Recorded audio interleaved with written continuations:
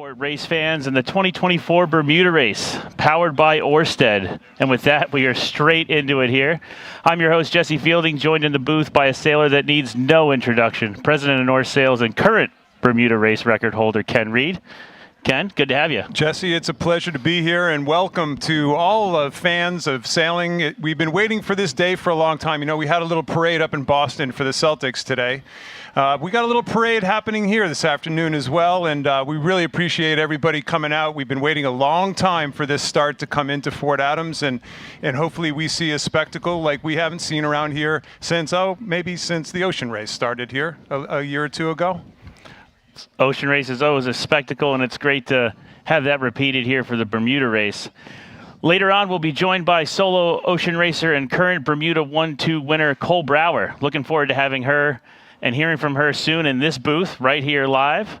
And this booth is hosted by Fort Adams and Sail Newport, and we are watching the race start from one of the greatest bays in the world, if I do say so myself. And kudos to local Andrew Caulfield, who gave up his own ride to Bermuda this year in order to be the chair of this race on behalf of the Cruising Club of America, the Royal Bermuda Yacht Club, and the start is being managed today by the New York Yacht Club. So with all those clubs involved, we're going to have a great day here and a great start, and this edition brings a new view and this show today on Rhode Island and showing what Narragansett Bay is capable of. Ken, what do you think of the new format and the new start? Well, we've been looking to get this starting line in here for a long time, to be honest. It's such a natural amphitheater, as the thousands of people here in Fort Adams can attest to. It's just a perfect place for a race boat start. We got a really, really trustworthy 10, 12 knot southwesterly here today that is going to make it interesting for sure for all these boats off the starting lines. Just to give everybody a little bit of a heads up, this happens every 10 minutes. So starting at 2 o'clock, that was the 10-minute gun. If you have a GPS watch, every 10 minutes we're going to see a new start. And the first start here today could be, well, the oddest start we've seen in a long time. Essentially, we have a very high-performance multi-hull and a super yacht. And I'm guessing they have way better wine on board the super yacht as they take off and start heading towards Bermuda. I think that multi-hull might have a wine location as well. Could be a good battle that they should decide afterwards. Mother Nature has really delivered for us today. A lot of gratitude for her and what she's bringing in, which is a big tide and a equally strong breeze here for all the competitors. And yeah, at the end of the day, the first start's a mixed bag. Each boat's special on its own. The super yacht has the oldest competitor on board, which is nothing short of deserving everyone's congratulations. That is Lars Forsberg, 75 years old, and this is his 24th Bermuda race. That's incredible. Some would say you have your head examined if you've done 24 Bermuda races, by the way. I think the only reason he wouldn't have to go to the doctor is that he's doing it on a super yacht. So that kind of is a redeeming decision-making quality of Mr. Forsberg. And on the other side of that start line, we have a modern racing, cruising multi-hull, one of my favorite terms in sailing, racer cruiser. And on board, we have a world speed record holder. So it'll be interesting to see how they can push the boat and push that wine cellar along and try to beat this weather out of Newport. Paul Larson is known for high speed, and you got to give Adrian Keller, the owner of the Multihull Allegra, a lot of credit. They race around the world. They did the Fastnet race last year. They did the Caribbean 600. They were in Sardinia for the Maxi Boat World Championships last year. They're the only multi-hull. You know, the race has opened up to multi-hulls the last couple of years. There obviously isn't a ton of traction, but even being the only one there, they wanted to do a nice fast-paced run to Bermuda, and we give them a lot of credit for sticking with it. So these two boats, you know, it's really interesting, folks. This is by far the smallest number of boats that are going to go off the starting line with a two boat gun, but we're going to have as many as 24 boats. We're going to have some nice crowded starts going here. And if you would imagine this, and we'll get Cole's view on it here in a few minutes. The current is coming in at almost a yearly record pace today. This is a full moon, but it's a special full moon. And with this incoming current, you can really expect all the boats to hit this left-hand shore hard. So as you take a look up the race course out towards Castle Hill, I would expect most boats to be playing the left side of the race course, which is the bottom of the screen as we look at our camera, and try to get out of that current, Jesse, because it's going to be a major factor getting out of here. If I was on the track, it wouldn't be the first time I short tacked the Fort Adams shore, and neither for you. Are you going to do a short tack in a 160-foot triple-masted super yacht? Well, I was just about to ask you for a bet on how many tacks Arabella's going to go for, put a $5 on it. But I think they've got about 1 tack in them, so that'll be interesting in and of itself. And the Allegra may be the nimbler boat of the start. So the real question is, how many tacks are they possibly going to do, and what are they going to look like sailing through the largest current of this year? Yeah, well, the other thing, we have a little weather conundrum this afternoon, and we all have to keep looking towards Providence, up to the right, as we all out at Fort Adams are looking. There's possibilities of thunderstorms later in the day. There's actually a cold front approaching the area. As that comes in, it actually sucks. It'll be a puff, but then it sucks the wind away. So these boats all of them are desperately trying to get offshore away from this cold front that's approaching, because if they get stuck in it, they're going to be sitting there for a long time, possibly hours and hours. Heck, I did a Bermuda race once where we woke up and I could still see the Newport Bridge the next morning. So most of these, you didn't turn around. We did not. Most of these teams are really desperate to get offshore as quick as possible from a weather standpoint, and that's their best chance of having a really good race and having a podium finish once they get to Bermuda. Kenny, just out of the left corner of my eye here, I see those 3 masts attached to a single super yacht, just rounding the committee boat, kind of doing a dance with the spectator fleet. We're zoned in camera-wise, and for those on shore, it's we can all make out those 3 masts. They've got 2:30 to go. They've got maybe a maneuver in them. Almost 3/4 of a jibe might do it. Where do you think they end up from here? Are you nervous for them? I'm nervous first of all, for I think them. I just saw on the screen. I just saw them put their wine glasses down to do this jibe. That's like when the French. That's like when the French throw their cigarette and you knew they were going to attack. So wind down means jibe on Arabella. Allegra has looked like they've established their ley line to the pin. And with 150 to go, I think both boats pretty much are focused on accelerating. As we said, this 2-boat start, and we'll hopefully get to Cole here in a second, this 2-boat start will not be the most exciting start of the day, but at least it gives us a little bit of a taste of what's to come. Cole, Can you hear us out on the water? Can you give us a little feel for what it's like down there?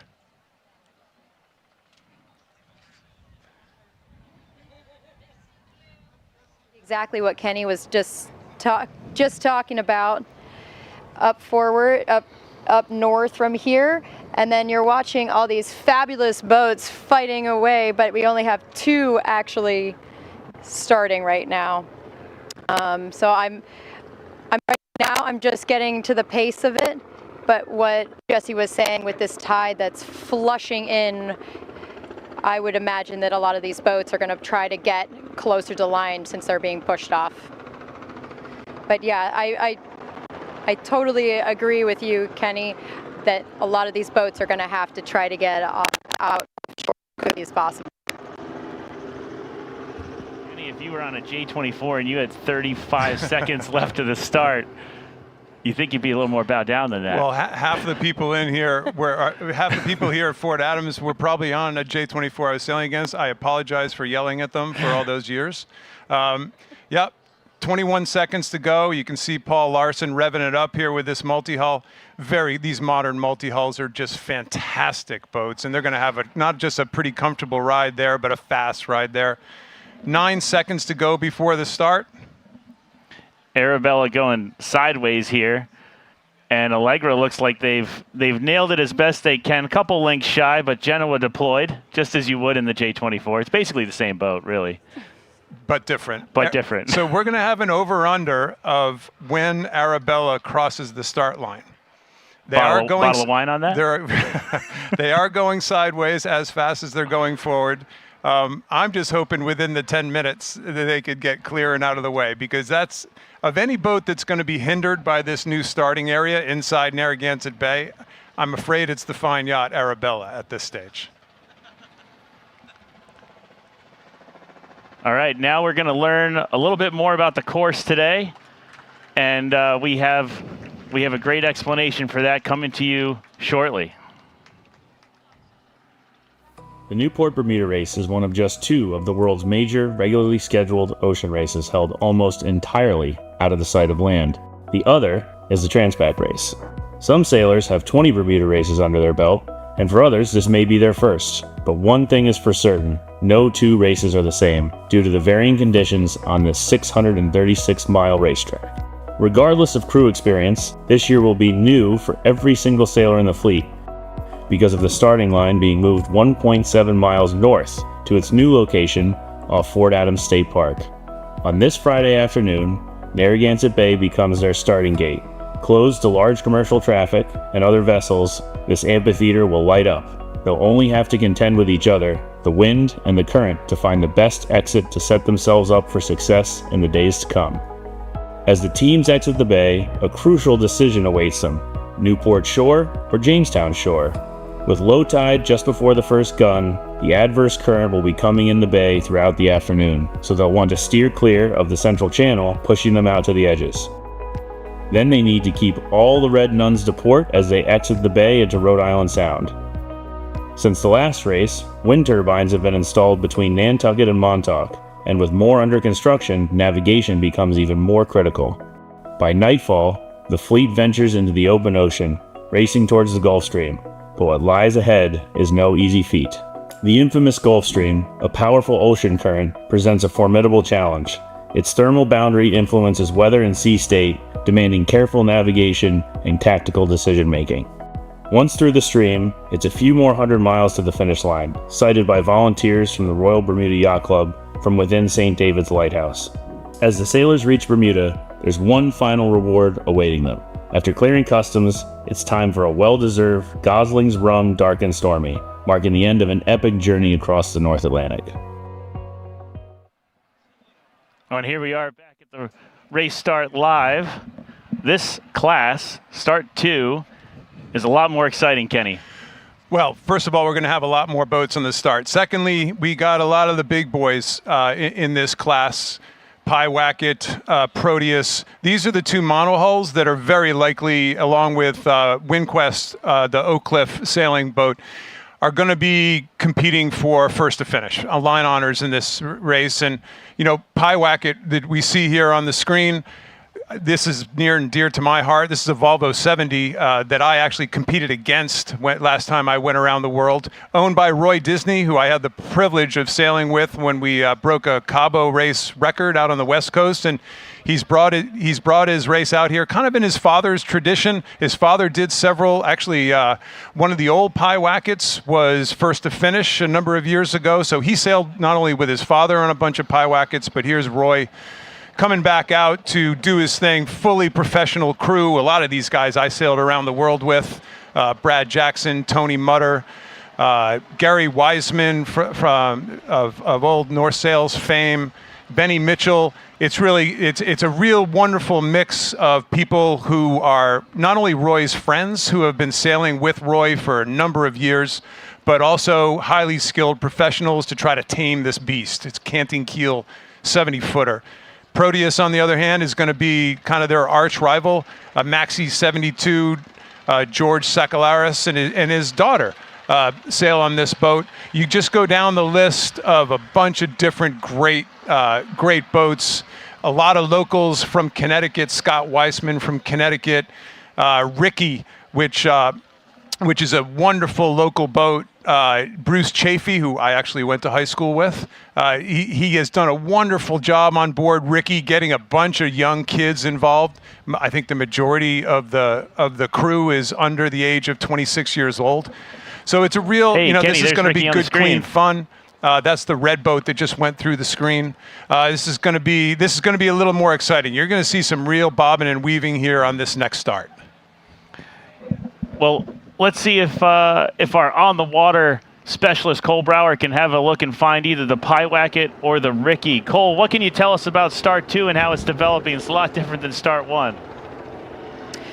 Oh, for sure, Jesse. This is definitely the start, the watch.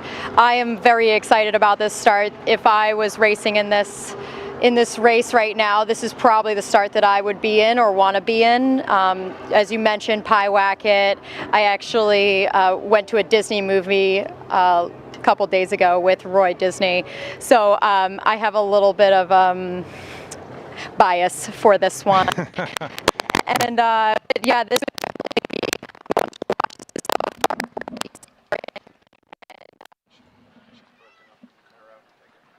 out here. We'll copy that, Cole. Yeah, a couple of us have gone to a Disney movie with Roy Disney. Very fortunate to have done that. Jesse was in a Disney movie with Roy Disney, if I remember correctly. You might have seen that on cable late night. It comes across. 4 a.m. There's nowhere I'd rather be, watching Jesse Fielding on Netflix. Well, we're here and they're out there, and it's shaping up to be a good one. I think we've had a little bit of a breeze build on this eastern shore, Ken, and I think you're going to see a pretty big battle for the pin. Obviously, both of the big and fast monohulls, you know, they want to go the right way. The start seems like it's everything today. We're 3 minutes to it. That's maximum 2 maneuvers for these big dogs, if they're lucky. Clearly, Pyewacket and the 72 deciding to burn some time. Where do you think they end up? I think they end up down here towards the pin. The boats up at the weather end right now are starting to set up. We have 2 minutes and 55 seconds to go. Anybody who's familiar with Newport and in this part of the channel is thinking left side of the race course here right now. The good news is our friends on Arabella have cleared out and gotten out of the way. So it's a wide open race course. And by the way, the race organizers have done a great job realizing the left-hand shoreline here was going to be pretty popular in my guess, and they've kept, as we all noticed, they've kept the entire fleet of spectators out to the right-hand side of the race course. And also, you know, Blackwatch, here's Austin and Gwen Fragaman, who have had a bunch of boats called Interlodge. We're sailing, these aren't necessarily in the same class as Pyewacket. A lot of these starts have multiple classes in them. So Blackwatch is not actually sailing against these race boats, but they're starting with them because of the size. They're trying to combine all the sizes. I mean, Blackwatch is probably the most difficult boat to maneuver here on the start line. They've got one turn left in them, and they are pretty high in the box, is what you might say. On screen, on camera, they are top of the screen. They kind of have a boat end approach really sold there. And as you were just saying, Ken, we're thinking pin end of the line. We've got the pin end boat protecting one of our favorite rocks to avoid here on this part of the track. And you'll see the Mini Maxi and Pyewacket start to wind up and gain a lot of speed coming down to this end of the forward end side to the eastern side of the channel. And the question is when they're going to do it. 1:15, they're probably still a little early, but the reason they are where they are is they're fighting for the pin hard. Fighting for the pin, and you can tell the little boats are trying to get out of their way. You know, you got some little boats and some big boats out there. It's amazing that we're calling 45-footers little boats. Proteus starting to wind up, 58 seconds to go. Don't be over early. That's the big thing here, because you can't go back. This is a new rule in races like this. You actually have to just continue on, and you get a 30-minute elapsed time penalty. So there's a major penalty to being over the starting line early. Proteus winding up. They'll come right on the wind here, 38 seconds to go, and Pyewacket trying to stay off of them so they can have clear air. Pyewacket looks like they're going to be in a little bit of a bother with the 52 to leeward. That's Stu Bannatyne, sailing master on the 52. He's done this before once, twice, or 300 times. Proteus winding up at the pin, as you mentioned. 18 seconds to go. They're probably 1 or 2 to burn. That's where they come up and burn some speed there by trimming in their sails. 52 on the mark. Ricky right over. To what? Ooh, that's tight.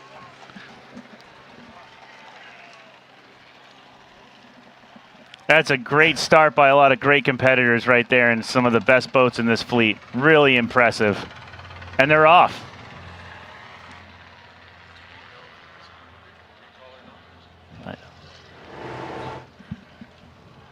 There's a great shot of Proteus, and then the 52, and Pyewack gets to weather.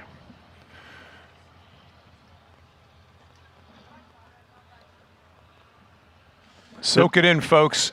This is exactly why this start was moved in here. Here's the big move from Proteus. Can they tack and cross?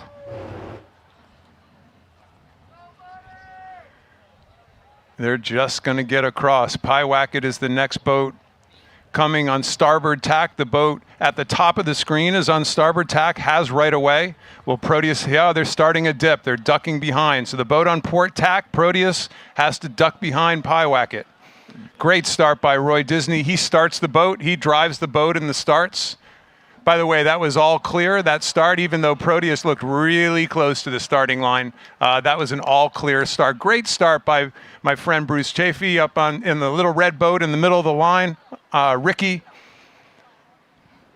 That's 5 stars to Pyewacket and the Roy Disney team there. That was with the cross of Proteus and headed to the favorite side with all their gear in the air. That's as good as you can do coming over to race to this shift coming off the fort and the famous farm. Most of the fleet's on port here. This will be a fun trip on Pyewacket. The boats are made to go offshore. A lot of these boats, these cruising boats especially, they're very comfortable in coastal operations, but there's certainly a lot to be said for a boat that's specifically built to go offshore like Pyewacket. It may not be the most comfortable boat in the world offshore, but man, is it effective. Well, here's a replay kind of what we just saw. And to note, Pyewacket has a red flag flying. So somewhere in this replay is something that the tactician on Pyewacket didn't like from another boat. We'll see about that when it gets filed, but very impressive lineup here on the start line. Cole, coming to you for a Q&A. Did you see anything in that start line relative to your favorite Pyewacket that noted a red flag? Yeah, so from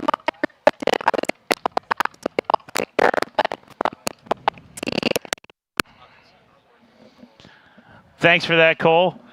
Looks all clear from the water. God, Looks all clear she's from the articulate, isn't she? Something else, that girl? It's a good thing she was by herself.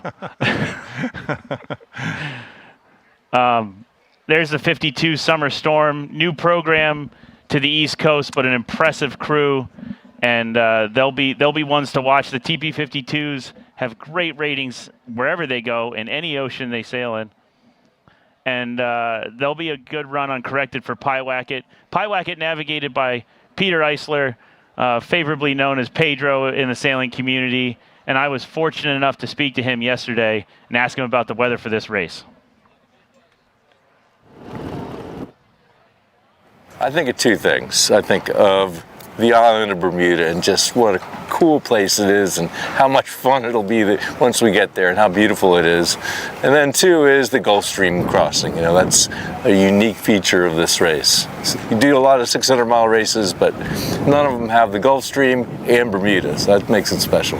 The first part of this race is getting to the stream. What are your thoughts on the 3 parts of this race, starting with the exit and getting to the stream? Yeah, well, all eyes are on the exit right now because it looked like it was going to be pretty simple and we could just focus in on the entry point to the Gulf Stream. But in the last couple days, it's become clear that there's going to be a system coming down here that makes all you landlubbers a little bit wet and change things a little bit. Whether we will be able to start and stay out ahead of that cold front, the backdoor cold front dropping down in, that's a big question that we'll be looking at right up until the start. If we get lucky and things stay kind of normal, then it's just trim the sails and point the boat towards the target point of the stream, which we've been focusing on for the last few weeks. It's hard to think of Bermuda without thinking about the rum and the rum line.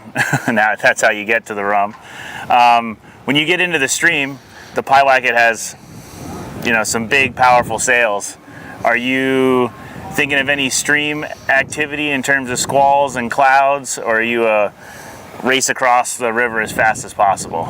Well, because the meander is aligned with the rum line, with the course to Bermuda, we will actually have uniquely, and it doesn't happen often, a full-on conveyor belt for almost 100 miles. And if we're lined up right in the stream, that could be 3.5, 4 knots, 3 to 4 knots of extra boost most of the way there, which adds up. Well, you sound like you're in a great seat with hopefully some great opportunities out there, and it sounds like the fleet may have some great opportunities as well. Thanks for spending time with us, Peter. It's always a pleasure, and looking forward to having you start tomorrow. All right, we'll be listening to the ravers from on board the Pyewacket at the starting line. Right on. Well, thanks to Pedro for that time. We are 4 minutes to the start of yet another hyper-competitive fleet here. We've got final at the top of the board. Definitely a boat to watch. Well-rated 40-plus footer. We've got Saphir, owned by the chairman of the race, skippered by his wife because he had to stay on land. Maybe next time, Andrew. There it is. There's the Saphir. There How it about is. a round of applause for Andrew Caulfield, who put this race together and decided to stay on shore and let his wife sail the boat to Bermuda. All right, Andrew. Nice job, everybody. Go, Julie. That's what we heard from the crowd. Go, Julie, go. And Bill Fortenberry is stepping in as kind of sailing master on the boat from Jamestown, Rhode Island, a guy I work with at North Sails every single day, a past J24 world champion, if you want to keep bringing up J24s as the day goes on. I didn't say J24. Okay, fair point. Fair point. But a great scratch sheet here. We've got 2 far 40s from Oak Cliff, the Coast Guard mids on Cool Breeze, a super well-rated Mills 43. We've got the Navy offshore sailing team on Poseidon, a well-rated Swan 45, souped up for ocean racing. We've got the world-famous Leonard Sitar on the Cougar, his latest J-boat from Long Island. And the list goes on and on and on. Very crowded start. Another super competitive environment. 2:30 to go. Maybe a maneuver left for half the fleet. I'm still liking the left, Ken. 22 boats on this starting line. Biggest boat is Temptation, owned by Art Santry. Another local, sails around here all the time.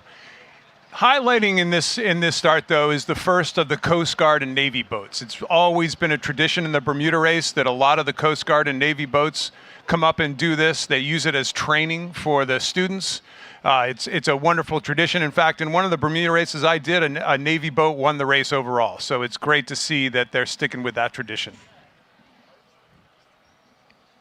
Well, the tradition is live right now. I would say most boats on starboard should be on starboard if you're not already, if they can hear us. Hopefully they're tacking now. And it's a full wind-up. Not everyone's going to get their premier start here on the leeward end of the line. There goes one of the final boats onto starboard. With the starboard tacker setting up this early, Ken, how does it develop if you didn't quite tack in the right spot? Well, it becomes a dinghy start. All of us here who have done small boat starts, it's stop and start, right? You gotta luff your sails. You gotta slow down. You gotta know how to accelerate and pull them in at the right time. It's a big communication situation on board the boats. When do you trim? When do you ease? When do you luff? When do you come up? And you got to stay out of your buddy's way, right to weather. We have 2 boats coming into the leeward end, very close. And last thing you want to do is get yourself in a protest before a 600-something mile race. It's hard enough to sleep at night on these boats. It's really hard to sleep if you know you just got yourself involved in a protest, and you're going to have to hear it at the other end of the race course. 45 seconds left. Are we thinking there's time to burn on the boat that's established themselves at the pin? I think we're in pretty good shape down here. You can see how crowded these starts are going to be. It's everybody searching for this pin end right now.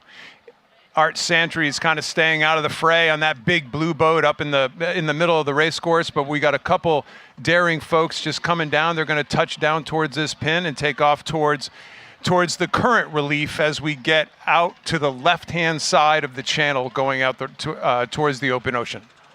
Well, impressive maneuvering by this boat here at the pin. Looks like an X yacht of some type to me. Well played here, owning it, And nice positioning from the red boat, 2 boats up.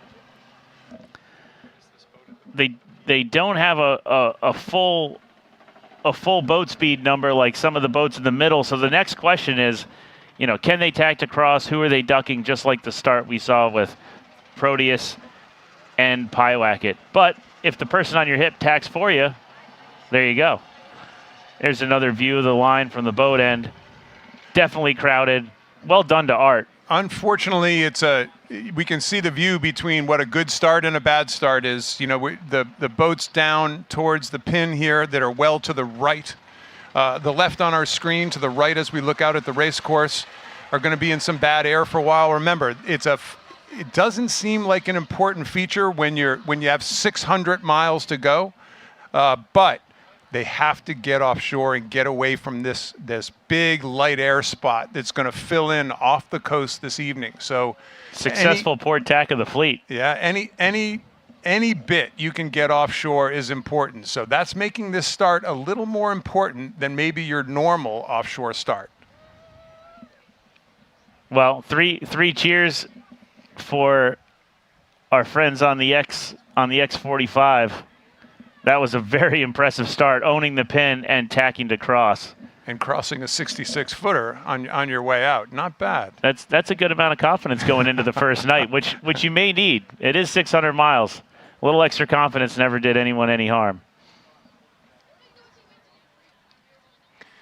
As we go here this afternoon, the current, unfortunately, is going to build against these boats. So we're seeing kind of the easier of the 10 starts we watch. These are probably the easier of the starts because the current's going to get up to about a knot and a half against in here as this afternoon goes on.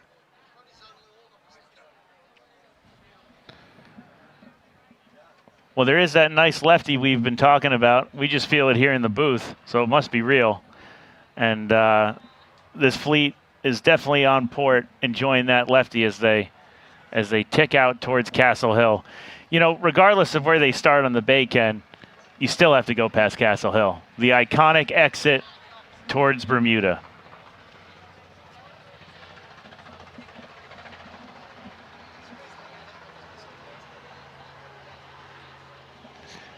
There's a chance that the right-hand side of this course off the line, you could make it work. You wouldn't be as bad off as someone dead in the middle of this inbound tide. And the real question is where you end up at the end. And in that regard, traditionally it's been about a rating system that is a single number that you deal with at the end of your race. But mark your calendars for the 2024 Bermuda race as an iconic shift and a huge change in how we rate boats. And for a little more on that, I was fortunate enough to sit down with the race chair and really get an explanation for you guys. Andrew, how are you? Hey, Jesse. Thanks for taking the time. Nice to see you. Thanks for coming. So I come with one major question. What's the new scoring system for the Bermuda race? Oh, we're very excited about it. It's called Forecast Time Correction Factor Scoring, and it's designed to be a significant improvement in fairness over our previous scoring models. And we're particularly excited about it because not only are we the first, but we think the competitors are really going to enjoy the timeliness and accuracy of this new scoring model. So obviously a big shift and a big change. Walk me through how that came about. Well, there have been a number of leading navigators in the world that have been thinking about this for a while, such as Stan Honey and also the experts at US Sailing. And they've done a lot of analysis about the whole system and realized that if we use forecasts over a reasonably close time period, say 3, 4, 5 days, we can get a much more accurate prediction of how fast boats should go than if we just use historical wind models. So the new system is based on the actual forecast that the boats are going to experience along the particular race course. And then all their times are going to be, competitive times are going to be adjusted for that. It feels like we're really living in the modern age here in 2024. Congratulations. Well, we hope we're getting there, and who knows what the next cycle will bring, because this is a continuous improvement opportunity for us to just bring a more fair model every cycle we race. Excellent. And the folks watching at home will have a live feed on these real results? Yeah, another nice benefit of this system is that you have real live leaderboards, and the competitors themselves will know how they stack up during the race instead of having to wait for maybe a couple hours after they finish to see how they've done. It's a nice new layer on the chess game. Well, we sure hope it's going to be a big improvement for both our competitors and our spectators. Well, thanks for letting me know. Hey, great that you came. Appreciate the time.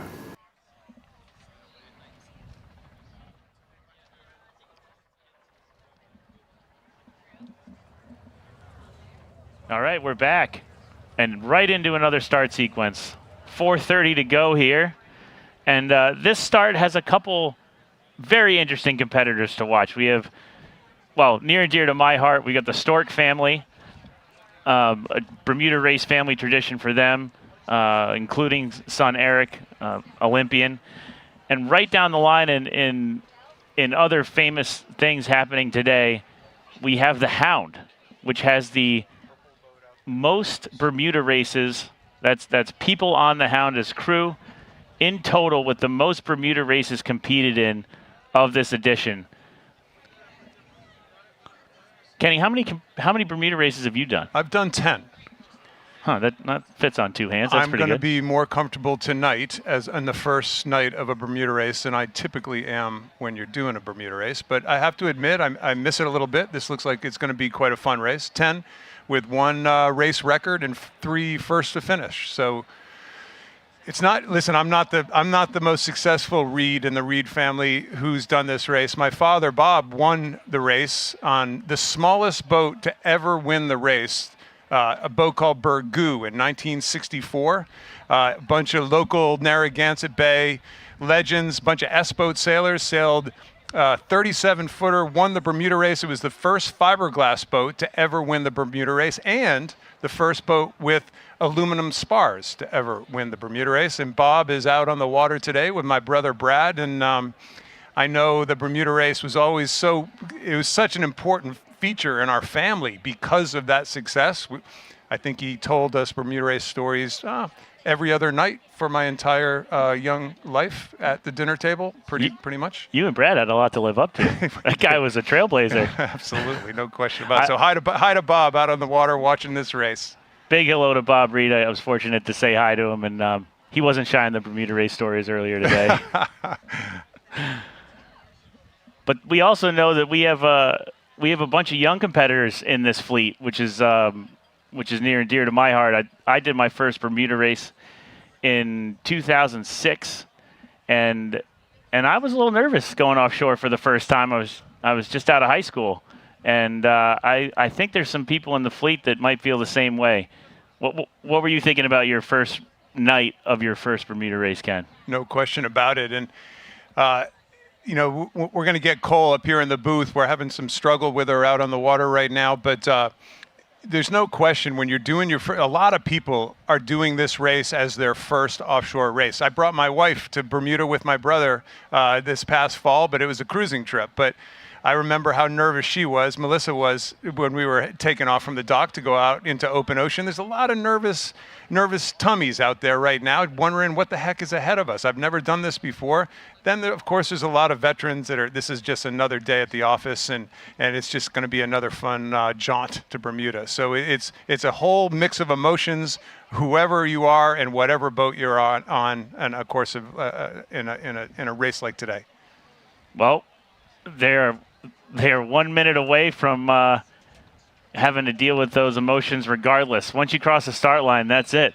Even if you end up drifting and staring back at Rhode Island Sound the next morning, you're going to keep going because that rum is going to taste good when you get to Bermuda. Wow, I think we've got a pretty interesting start setting up here with the boat right on shore. All right, let's have a little cheer for 666 here. They're going to try to port tack the fleet. I will call this one of the riskiest moves I have seen in my entire sailboat racing career. This is going to be very interesting to see if they make it. Kenny, what do you call this? This is a port tack start with the jib change, with the tack change to the J1 likely. I mean, that's a lot on at one time. But they might pull this off. 30 seconds. I think they're going to pull this off. This is a professional gambler maybe that is actually the owner of this boat. This is a gutsy call. Wow. This is going to be something into the first night. 15 seconds. They got a couple to burn. He doesn't have a way out to his right. Way to go, Reindeer. Tony Parker, legend of the sport. J24 sailor. Back Another to J24 sailor. J24s. Wow, Just, Tony, can't nice job. Get away from them. Everybody, can we give 666 a round of applause here for being pretty gutsy? Unreal. That's amazing. It's Tony Parker. That makes a lot of sense. And then you got the Youngs, Patty and Paul Young from Jamestown didn't quite make it across. You can see how the current is getting more and more of an issue out here, folks. It's pushing people away from this starting line and making it tougher just to get over the starting line. Here we are almost a minute after the start. There's as much sliding as there is sailing. Tough stuff, and just A+ for Tony Parker. And now he's into the fresh breeze, nose into it, and they're carrying on. Good on them. They've already earned their rum. What are they going to do the rest of the race? I'm guessing there's some wine on that boat too. I'm just gonna take a wild shot at this. Fair enough. That guy knows how to live. People bailing out at the left-hand end, but the people who have gotten off on port tack are just, let's go to Bermuda. Let's get the heck out of here. Let's get out of sight of land. You can see there's a current line starting to form right offshore. Reindeer, the boat ahead, has run into that current line. Their bow comes down to the right. The boats inside that current line or to the left of the current line on our screen are certainly going to reap the benefits here early. I think we're going to see people starting to tack up the shoreline here. I'm surprised nobody's really taken that on yet. Yeah, I think after that last pre-start series of maneuvers, they're probably a little gun shy on some of these boats about turning. Turning can be exactly what you need to do, but it takes some confidence. And if you lost half your boat speed the last time you turned, you're probably thinking twice about it. But I wonder if we see more port tackers, more people taking the risk. Now that one person made it, sailing can always use a little boost to make it more exciting. All of a sudden, a pile up here at the end, right towards Fort Adams, with somebody trying to cross on port tack. That'd be kind of interesting. We'll take it. There's already some folks on Vamoose sniffing out the port end of the line. You might know why they're down here. Well, what do they sail? That's my dear friend Bob Manchester. Tom Scott is kind of the sailing master on board, a great friend. I've done 4 Bermuda races with Tom Scott. Believe me, I told him that I had the microphone today and that if he didn't get a good start, the whole sailing world was going to hear about it by name. So he knows the pressure's on the Fine Yacht Vamoose today. So if I had to guess, Tom Scott may have sailed J24s? Jesse, everybody has sailed Everyone J24s. sailed J24s, right. Anybody who's ever sailed competitively at some stage or another has sailed J24s. Hey, my hand's up there too. I learned how to do the bow with a spinnaker pole and a J24. And lucky for it. Yeah, these starts aren't looking any different than a Thursday night. The breeze is really laid down, and that's making it a challenge for this particular start. But I think as the water accelerates into the bay, I'm really hoping for these competitors that it drags in some more breeze with it. And I think we can all keep our fingers crossed for that, keep the action going down here live at the pin.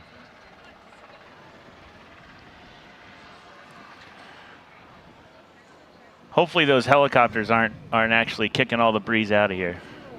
Like you said earlier, Jesse, it is just a mix of emotions, as everybody here can imagine on board all these boats. I think every boat, for the most part, has people who have never sailed this race before, maybe never even gone offshore like this before.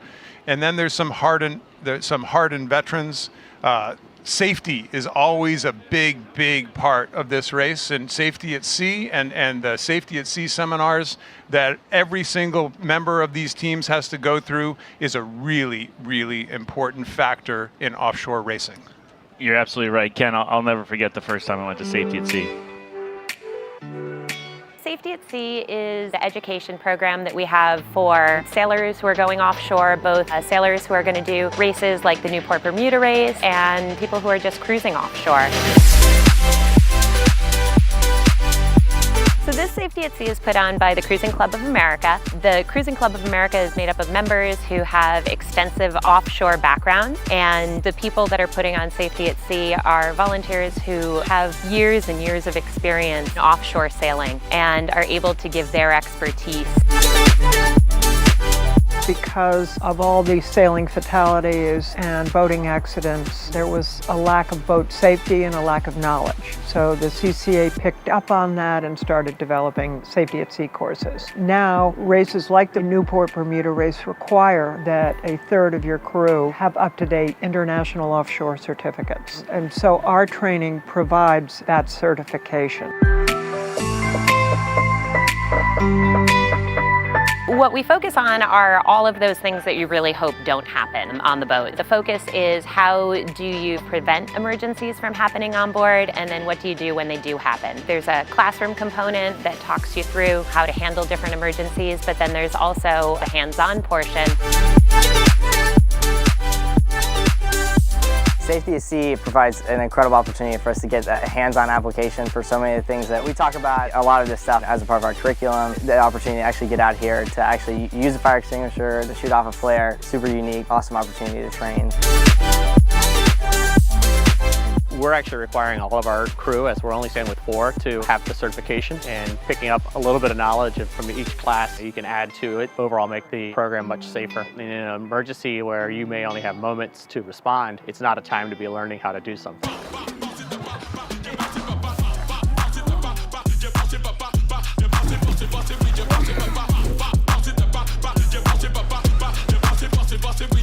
I really love it here.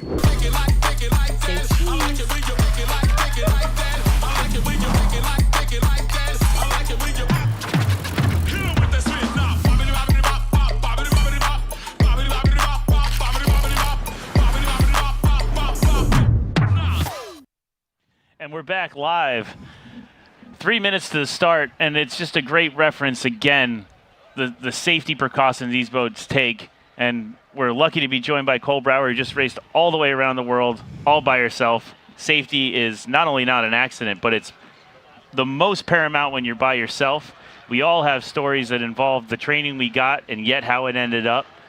Kenny, have you ever had any safety issues in the Bermuda race? In the Bermuda race, lost my friend Brad Dimio overboard in the middle of the Gulf Stream one night. Fortunately, sailing with Lloyd Ecclestone on the fine yacht Kodiak.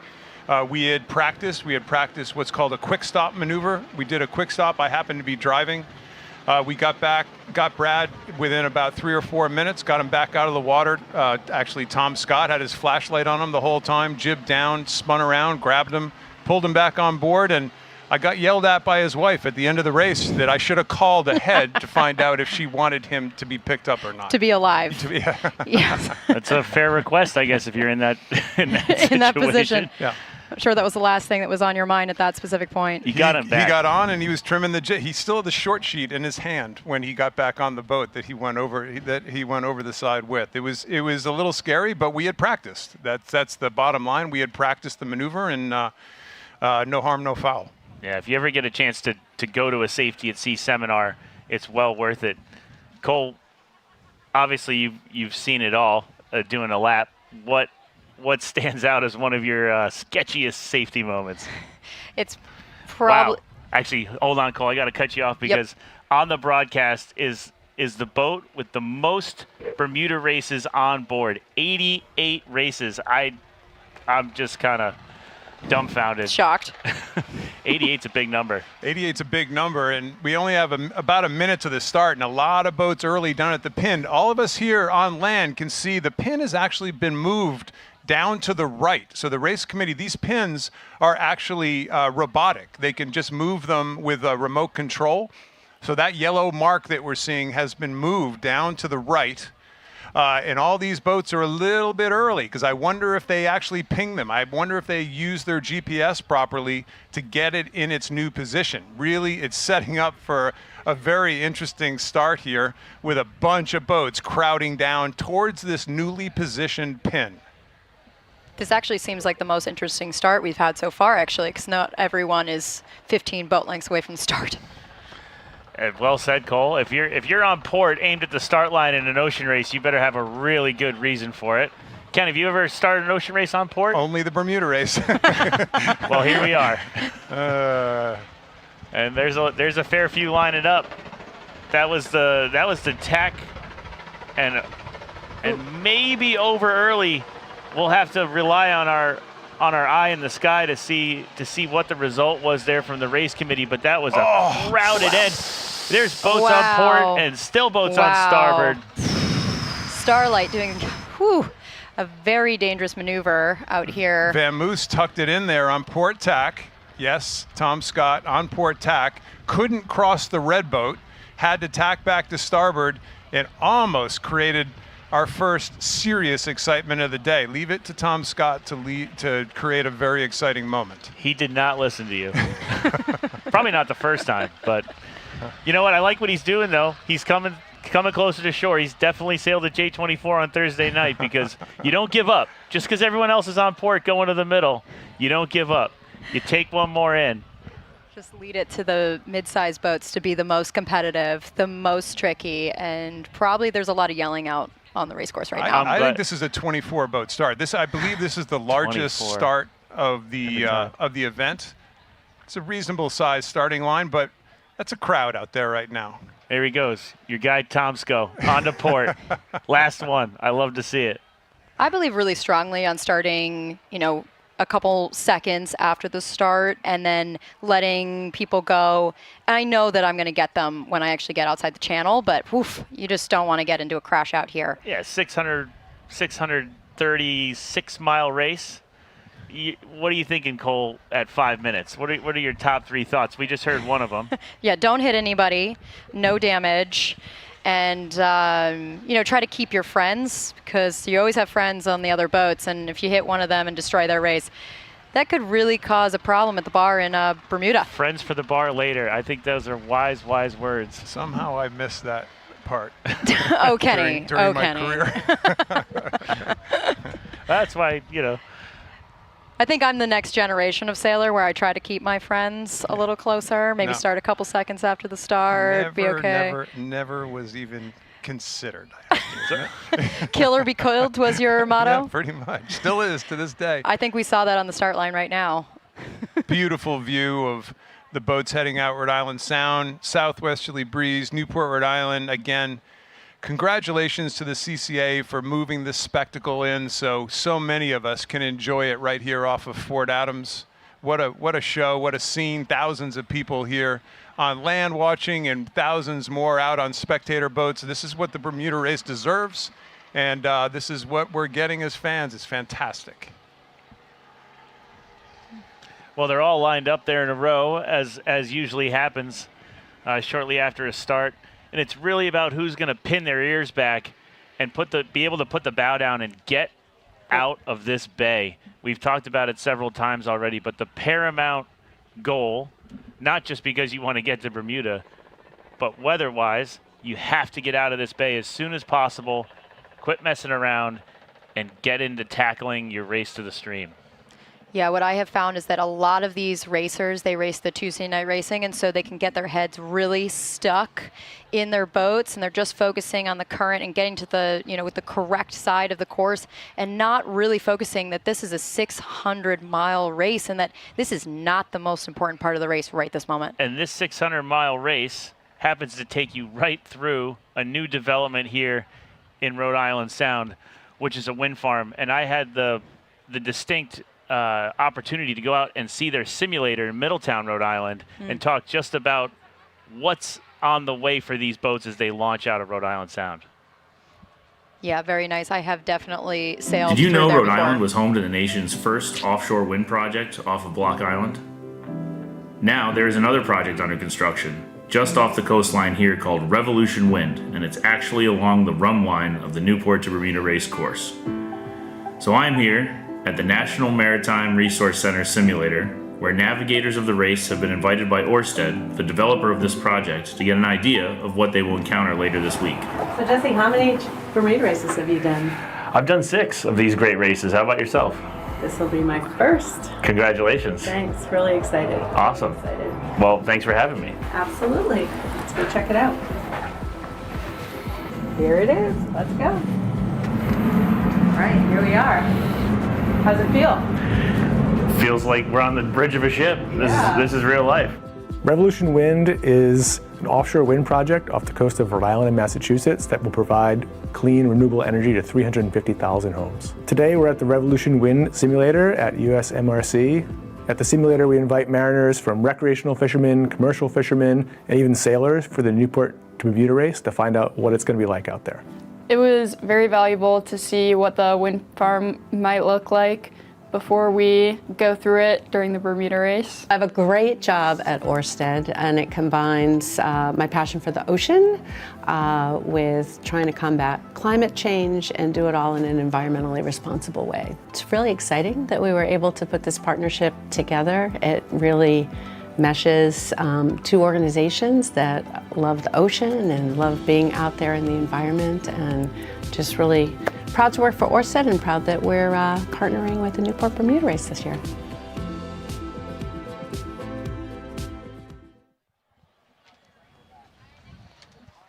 That's Papillon. That's been a tough boat to watch tack. I'm sure it's very comfortable. I hope they have the air conditioning running. That's an Oyster. I hope the barbecue is already prepped for this evening. But it's a tough boat to turn, that's for sure. And as they work their way out of Narragansett Bay, we are 3 minutes and 45 seconds to, on paper, what is the most competitive start of this race. By the way, everybody, if you were wondering, Hound, the boat all the way at the pin in that last race, was the only boat so far that's been called over early. So they were premature starter. They don't come back. They just continue on, and unfortunately for them, they got to live with a 30-minute elapsed time penalty that's added to their elapsed time once they get to Bermuda. If these ratings do their job, which we think they're going to do a better job of than ever, 30 minutes is no shy penalty. It will take you right out of whatever running you may have been in. So back to what Cole was saying. Every minute counts. Every minute counts, and maybe a minute at the start is well worth your time backing off the throttle. So we'll see how this gets managed in, like I said, what on paper is the most competitive start. We've got a slew of 40-footers sailed by outstanding sailors, and they're already jockeying for position here. 2:35 to go, and you can see people already burning time, yet all on the same ladder rung, which means it's shaping up to be crowded. People still looking at the pin, which I can support from my vantage point. Cole, where would you be if you were starting in this fleet? 2:20 to go. So yeah, I totally agree with you that the pin is definitely the place to be. I also am noticing that it's starting to get a lot lighter, and with that flood, you definitely want to get to a side as quickly as possible. And right now, it actually looks like a lot of the fleet is actually pushing towards the right side of the course, actually. And so I think right now it's a little bit just trying to stay in the breeze. Darkest water is definitely a friendly thing. Zigzag here at the pin, going to zigzag. That's an outstanding crew, navigated by local Spencer Ogden amongst other experienced sailors in this area. Spencer was nice enough to give me his rundown, and he is looking to get off the line safely and securely and pin his ears back and watch out for the Bermuda High. There's a tricky part to this race coming up, Ken, for the smaller boats. And you feel that little cold air out here, folks. Well, that's a little bit of a squall line. I'm not trying to spook the herd, but this is the first sign that weather might be coming in and trying to affect these boats. So you look out towards Jamestown, and this big dark cloud is starting to build. And that means that's going to wreak some havoc. That's probably one of the reasons why Cole was just saying the breeze is getting lighter. Breeze is getting lighter because it's going to be affected by these little squalls. This kind of reminds me a little bit of 2 years ago, actually, where it was great starting for about 10 of the classes, and I happened to be in the 11th one on a FAR 40, and they had to do a big stall for about 30 minutes because we got just demolished by thunderstorms. So it's that June weather in Newport. You got it. Zigzag looks like they're still committed to the pin, even though that western horizon's gotten grayer than it was before. 19 seconds to go. They're lined up for the pin. No going back. A lot of boats on port, opting for the safe start. If that gray air got here a little quicker, there might be some starboard in it. Ooh, and Zigzag is sliding on starboard right now as that port tacker just goes right across. Wow, and another successful port tack start. I'm calling that. I don't think I see an over early. William Klein on spec, and you know, it's really these little boats are going to be hampered more than the big boats. We can really see the current, not just that big dark cloud, but the current is starting to wreak havoc with this fleet. I like Zigzag's start. That was just a nice conservative start towards the pin.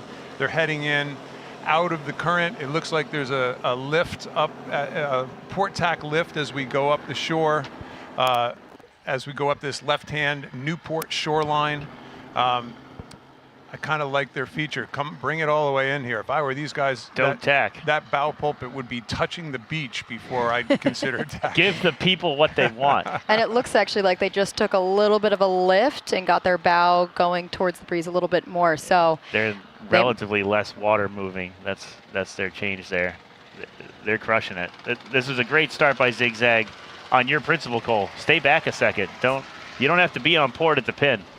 No, I mean, you can. You could. You could. But good luck.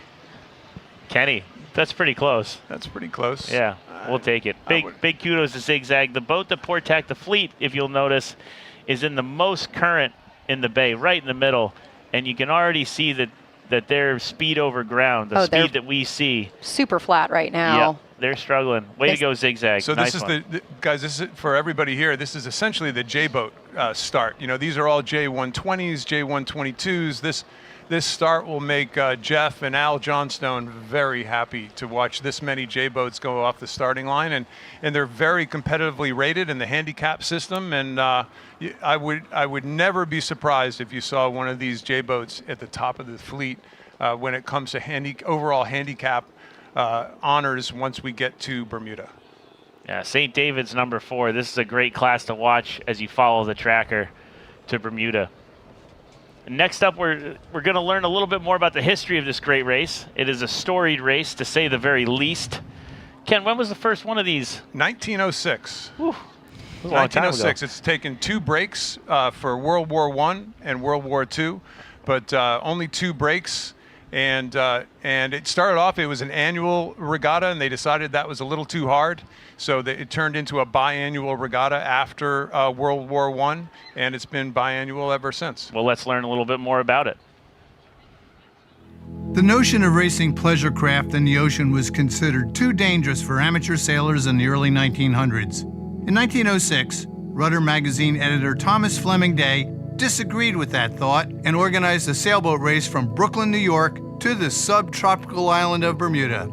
3 boats of 28 to 40 feet in length made the passage that year. One of the 13 crew on the 3 yachts was 20-year-old Thor Lund Robinson, who overcame skeptics that a woman was up to the task of racing offshore.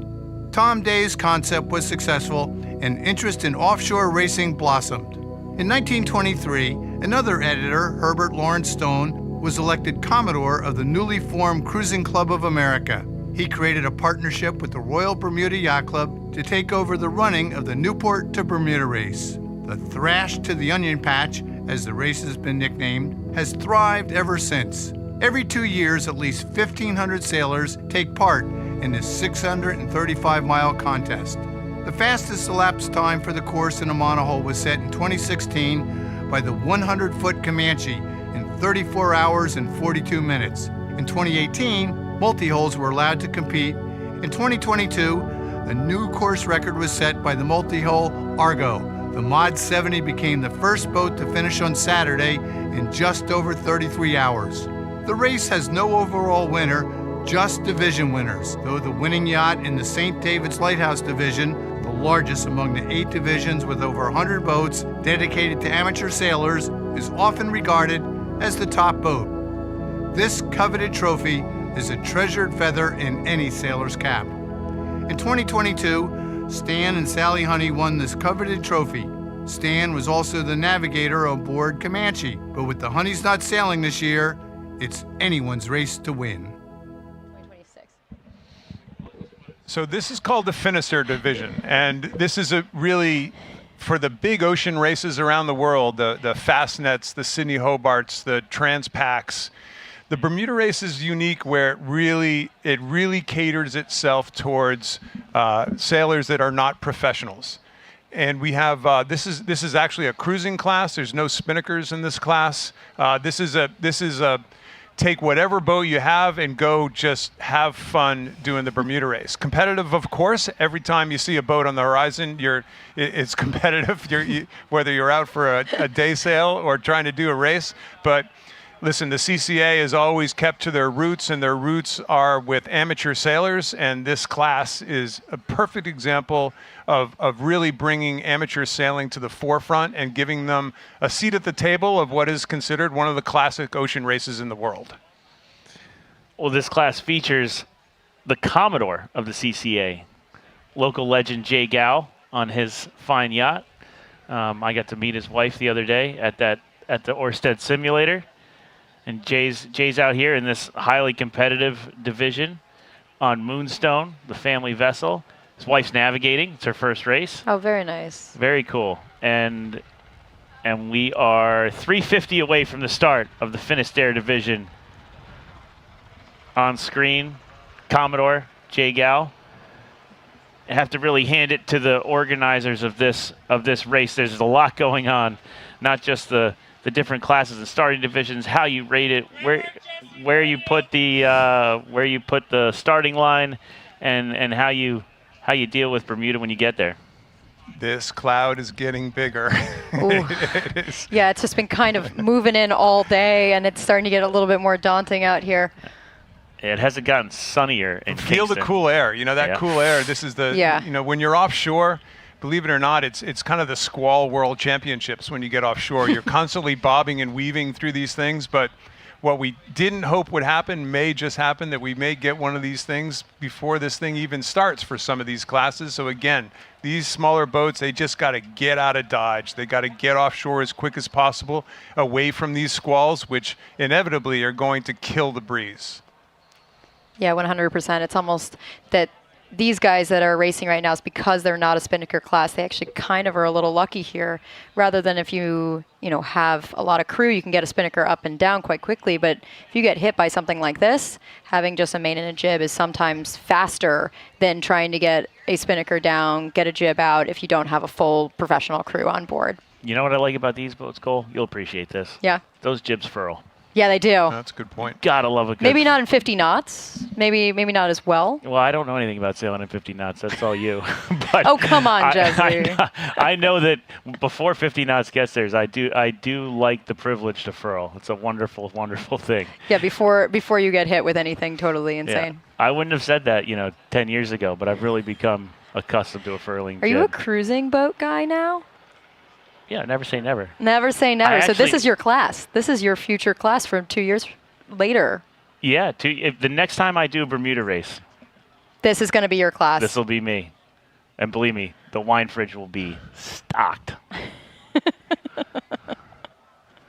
That is the way to do it for sure. I don't know if I'm completely there yet. I think I'm still doing the very uncomfortable racing yachts, but yeah, maybe one day.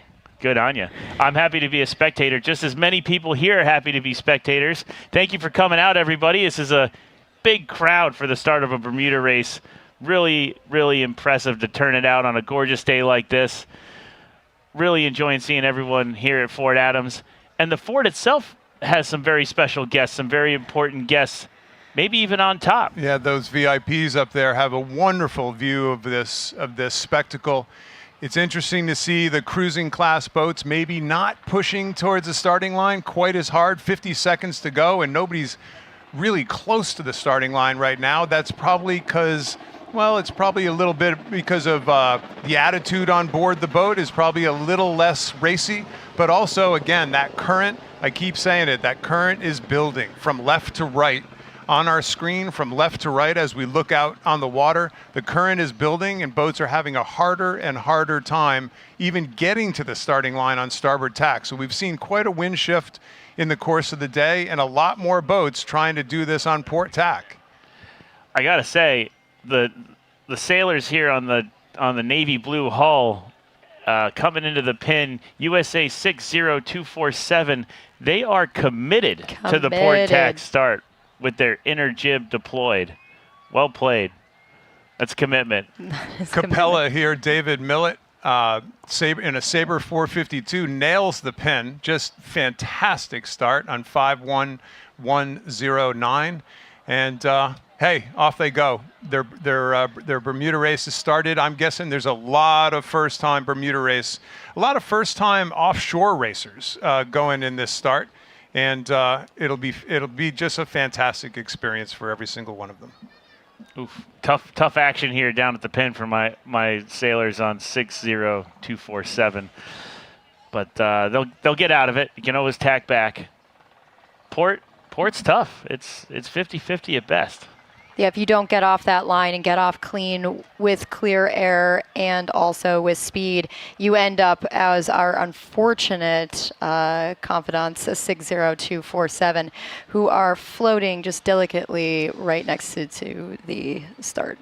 I like the way you said that, Cole.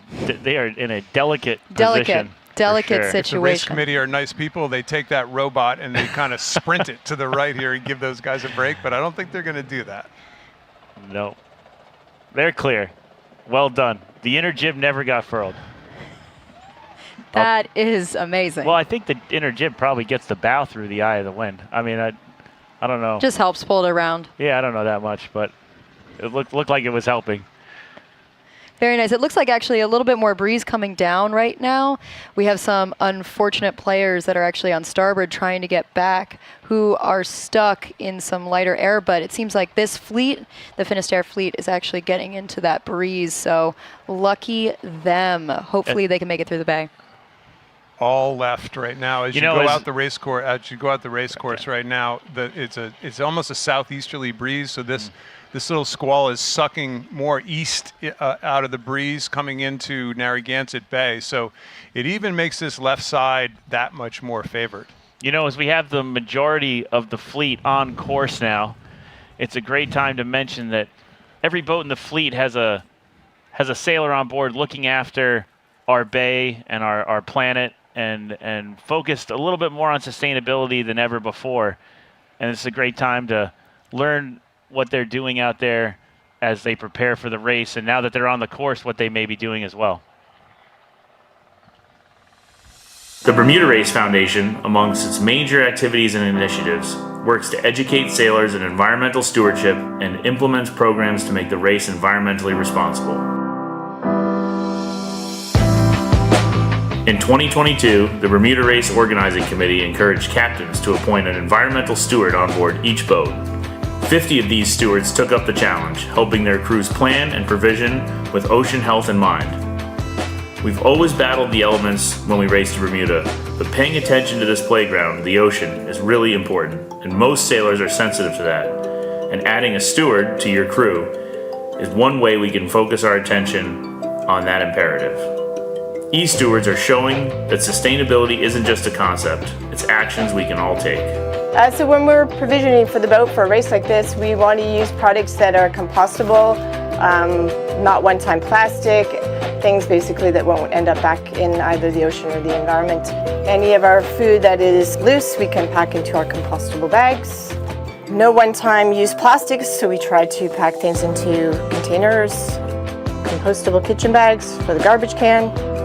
And our toilet paper is environmentally friendly because it is from recyclable fibers. We ask that everybody brings on a water bottle that can be reused over and over again in order to keep things out of the environment and out of the ocean. Whether you're racing or cheering from shore, all of us can make a difference with the small actions we take. Together, we can ensure that our love for sailing preserves the oceans for generations to come.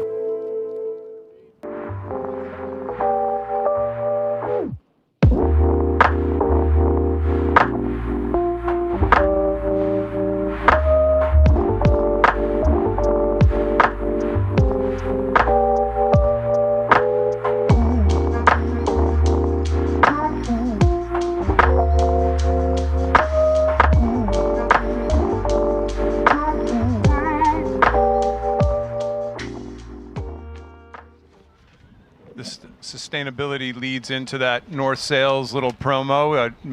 The company that I am so fortunate to help run, and our latest product is called Renew, which is 98% recycled fabrics. So recycled fabrics are going to start coming into the sport of sailing more and more, and we're proud as North Sails to be on the forefront of that. That's a great shot of the race committee that's been out here doing the hard work managing these starts. We have Summers Kemp live on the radio managing the last couple starts here. It's not a surprise the race committee isn't actually looking at the starting line in that last shot. They were actually looking off to the right to this big cloud that's forming over the Kingston area. So the race committee's aware that weather could be changing, but the game must go on here at this stage, and off we go with this next start. 4 minutes.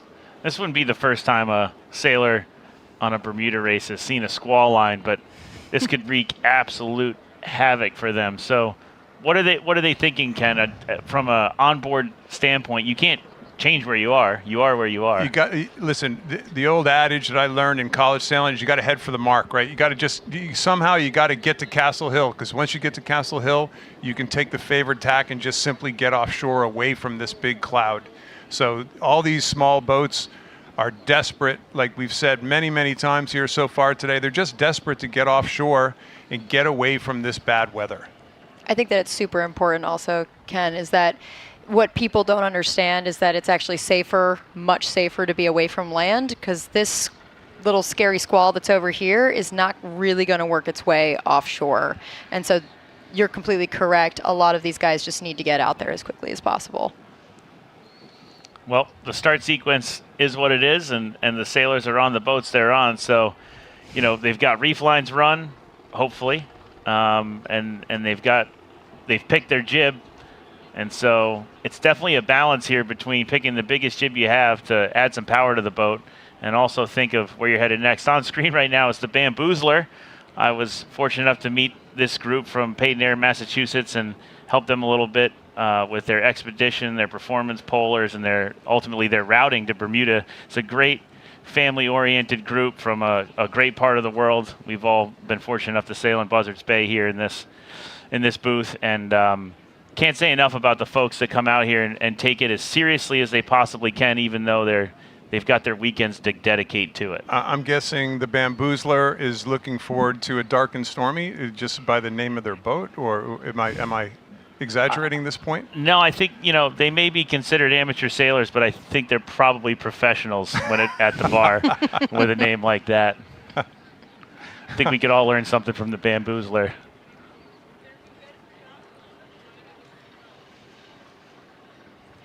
Wow, that is quite a lineup, and in this lineup we also have one of the oldest competitors in the fleet. So again, just going back to the fact that right on screen here is a proper gentleman sailing to weather, which isn't always what you do, but this gentleman sailing to Bermuda for the umpteenth time. And all the credit in the world goes to everyone that gets out here, especially those that do it late into their life.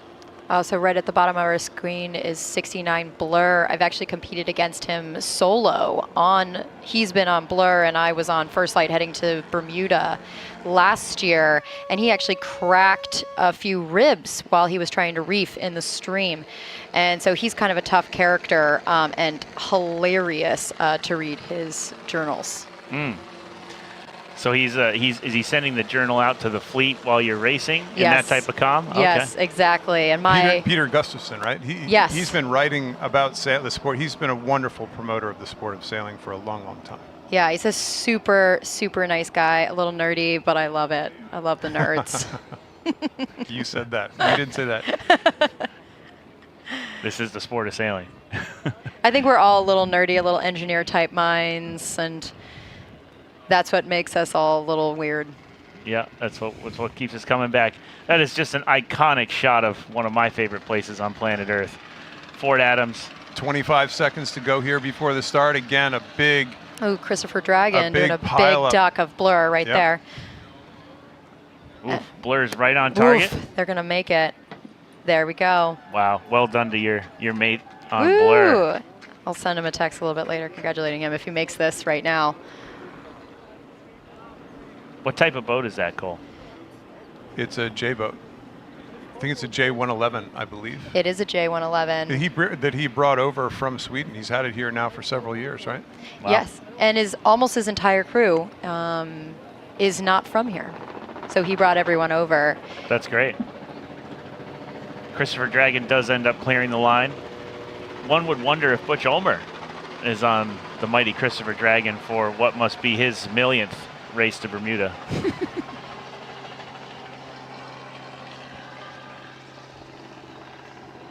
Couple more starts to go here, folks. We appreciate some people have headed back to their car thinking that the rain is coming, but I think we're going to get through this. I'm probably going to regret saying this. You might regret that, but that's okay. I think we're going to get through Too these soon. starts. Did you just jinx that, Kenny? Yeah. I'm only hearing the thunder if you aren't hearing it.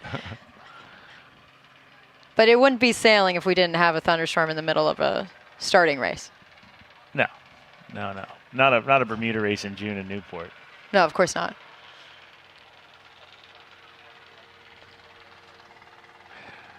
Well, we're going for it. We just got word that the show will go on. The starts will continue all the way to the end, and all of these boats are going to get on course, hopefully on time for them.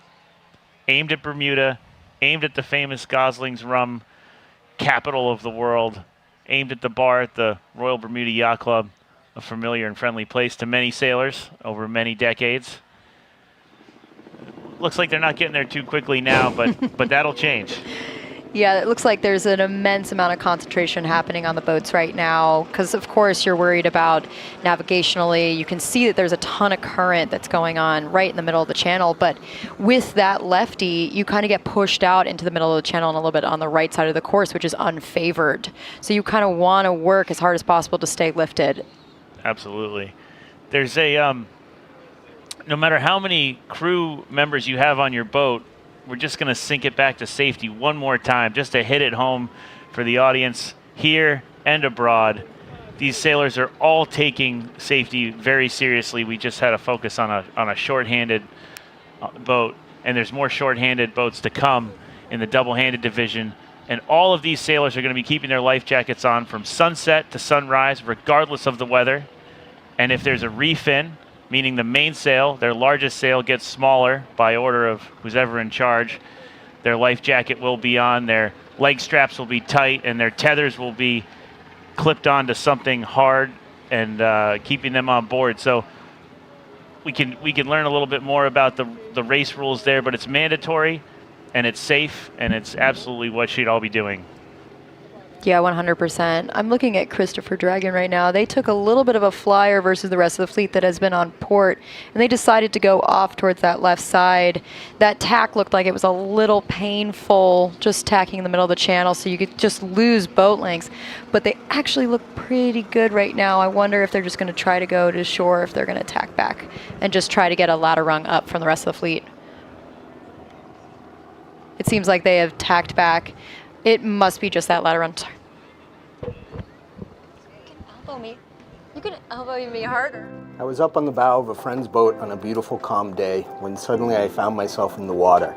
Turns out the skipper had spotted a log in the way and made a quick maneuver to avoid it. That sudden jerk was enough to knock me off my feet and toppling over the pulpit into the water.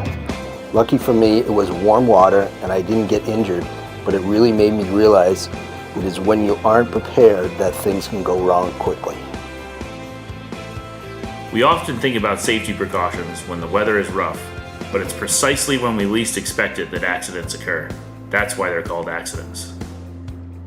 We want to remind everyone of the importance of wearing a life jacket and using a tether to stay connected to the boat, especially when sailing offshore 100% of the time. Safety isn't just about the individual, it's about everyone on board. Hey, don't forget to clip in. Safety is paramount at sea. Let's all work together to create a culture of safety for all sailors. This message is brought to you by the CCA Seamanship Committee.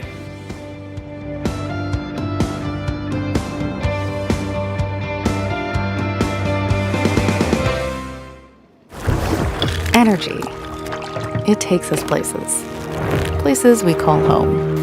It's what sparks our ideas, brings us together. At work, at school, at home.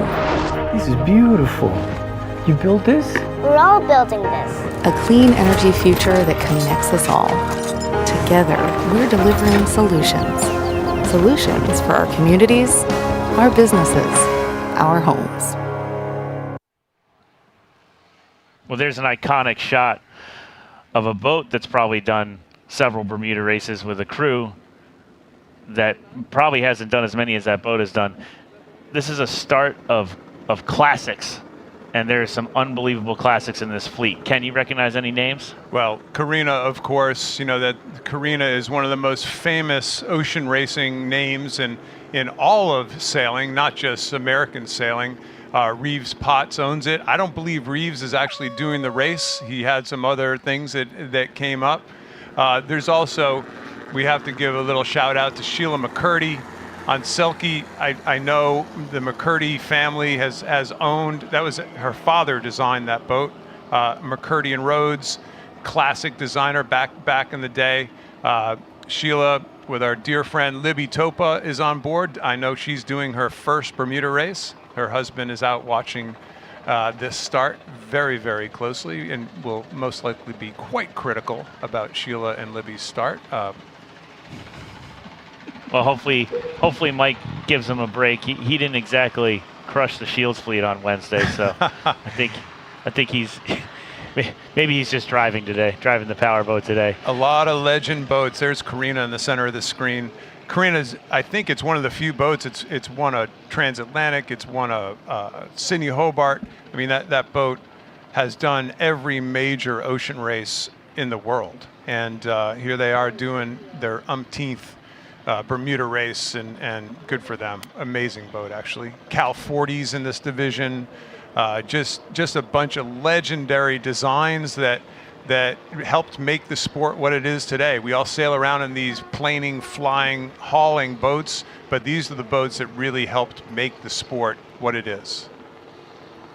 Yeah, making these boats go upwind is the original challenge, and it's the original discipline that really birthed professional sailing and modern sailmaking and yacht design. So you've got to tip your hat to this fleet in particular as we watch these crews battle their Genoas across the front of their rigs, get these sails set, get them trimmed in, and get these heavy boats moving. Just trying to get to the line right now. You see the line with 2 minutes to go. People are struggling to even get to the starting line right now. This current is just picking up steam as we go through the afternoon, and it's becoming harder and harder for these smaller and heavier boats to actually get themselves up to the starting line effectively. 1:55 to go. I think you're almost thinking about attack as soon as possible to try to get back up to speed. If you could tell everyone on the start line, if you could tell all your mates to tack on 3, 2, 1, you would. But that's the fun of sailboat tactics. Hindsight is a beautiful thing, isn't it? It sounds like you're quite quite good at it, pal. It's perfect. Yeah, nice job. My hindsight is perfect. There's also a J110 out here with an all-female crew, which is actually a much newer boat than in this fleet. A lot of these boats are classics or a little bit on the older side, but I believe that the reason for doing it maybe was that because a lot of them are very new to the fleet and new to offshore racing, and they're actually hails from Oklahoma. And so what's the sail number, Cole? This is Cimarron. This is 50525, and they are the newest looking boat in the fleet. There we go. Only a 36-footer, so they got, we got some. Yeah. Never be older than your boat length in a race like this. Is that how it all goes? That's the rule. Hopefully, there's a lot of young people on that boat. They're on port. They're right-hand side of our screen here. And I like what they're doing. They're on port early. They're taking transoms, but they're headed the right direction, and no one's going to accuse them of being over early. Yeah, it actually looks like there's a lot of crowding happening down here towards us near the Fort Adams. And it is looking crowded. We've got this 1781 that is on port, just crossing in front. The mighty Cal 40. There it is. Cal 40 nails the port tack start. That's a Cal 40 with Stan Honey and his wife Sally on board, both Sailing Hall of Fame members, won this race last time. So the handicap systems work. That's the bottom line. Paul Jennings, I believe, in this 1781. Great start by Cal 40. Again, a legendary design that goes back so many years. That design has won so many sailboat races. It's incredible. These are great sailors. There's a story associated with this boat. In the last Bermuda race, they broke their spinnaker pole, repaired it underway, got the whole rig back up, and finished out front uncorrected. So wow, no shock that Karina in 315 right there. Karina got a good start. They know their boat, that's for sure. Hundreds of thousands of miles. Yes, literally hundreds of thousands. Wow. Of thousands of miles. Absolutely. When they did the Sydney Hobart, they sailed the boat there to Australia to do that race. That's one way to do it. Wow, that is one way to do it. That's one way. Might have been a little bit cheaper. That's the way to do it. That's how everyone used to do it. So again, tip of the hat to everyone that sailed that era of hull all around the world to do the world's great races. I completely agree. I did a transatlantic race on Comanche when we broke the 24-hour speed record, and Karina started in the class ahead of us, but it was a slightly different start sequence. They started 1 week ahead of us. We finished 1 boat length behind them at the finish in the Lizard off of grand old England. So these handicaps work. 1 boat length. And we were coming up at them at 27 knots, and they were going 8.2. Oh, they probably were getting the cameras no, out. They were everywhere. Absolutely. Absolutely. 8.2's hull. Quick for them. Yes. That's hull speed. Yeah. Well, that's another. They've sailed around here before because they're on starboard, headed to land.